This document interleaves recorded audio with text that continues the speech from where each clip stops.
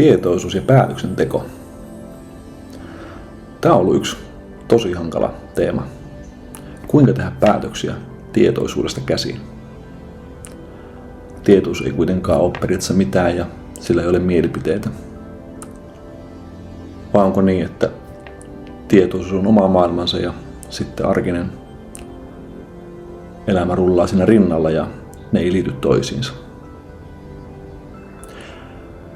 Yksi teema, mikä on tuonut näitä lähemmäs toisiaan, on sen, että mä oon oppinut rauhoittumaan päätöksenteon ympärillä.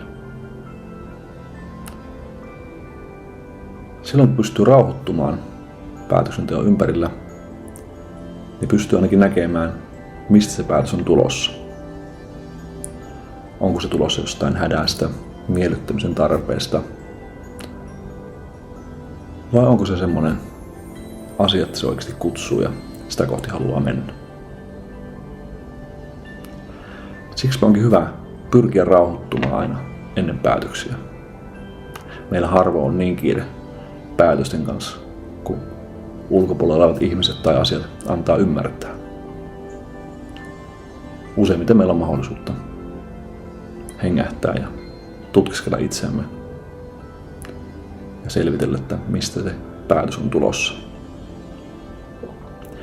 Mä en vieläkään tee täydellisiä päätöksiä, enkä mä tiedä, onko täydellisiä päätöksiä olemassakaan.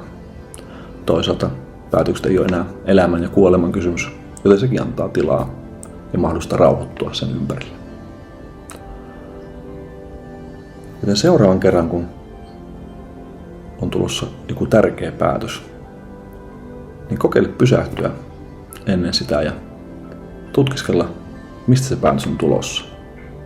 Hädästä vai rauhasta?